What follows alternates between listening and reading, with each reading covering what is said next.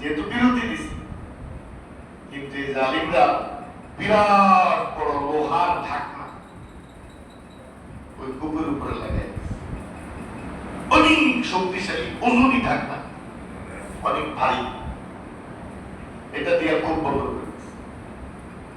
এবার মুসা আলাইহিস সালামের মেজাজ খারাপ। মুসা আলাইহিস সালাম একজনের ডাক দিয়ে বলে, এদিকে আসো। আচ্ছা ভাই, এই দুইটা মেয়ে ঘন্টার পর ঘন্টা রোদের মধ্যে দাঁড়াইয়া রইল, তোমরা মেয়েগুলোকে এক ফোঁটা পানি দিলাম, এখন বিরতির সময় সবাই পানি দেওয়া বন্ধ রাখছে, এই সময় তোমরা ঢাকনা দিয়ে কূপটা বন্ধ করে দিলাম, মেয়েগুলোকে পানি নিতে দিচ্ছ না, তোমরা এমন নিষ্ঠুর কেন? বলছি তুমি আমাদের এলাকার লোক না, তুমি নতুন, বাইরে থেকে আসছো। মুসা আলাইহিস সালাম, আমি তো এলাকায় নতুন এসেছি বাইরে। তুমি জানো না এই দুইটা মেয়ের বাবা খুব খারাপ মানুষ।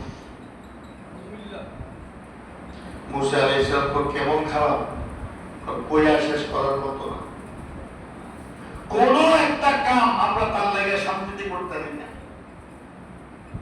আমরা একটু চুরিদারি করি, হে কয় হারাম। আমরা একটু ওজনে কম দিই, হে কয় হারাম। আমরা দুই একটা মিথ্যা কথা করি, হে কয় হারাম। আমরা একটু সুদ মুদ কিছু খাই, হে কয় হারাম। তার লাগে তার যন্ত্রণা কিচ্ছু করতে পারি না, এর লাগে তার অপরাধের কারণে তার মেয়েদেরকে আমরা পানি দিতে দিই। মুসা আলাইহিস সালাম কেমন খারাপ হয়ে উঠা। আরে চুরির বিরুদ্ধে বলছে এজন্য উনি খারাপ, জিনার বিরুদ্ধে বলছে এজন্য উনি খারাপ, ডাকাতির বিরুদ্ধে বলছে এজন্য উনি খারাপ। আর তোরা বল,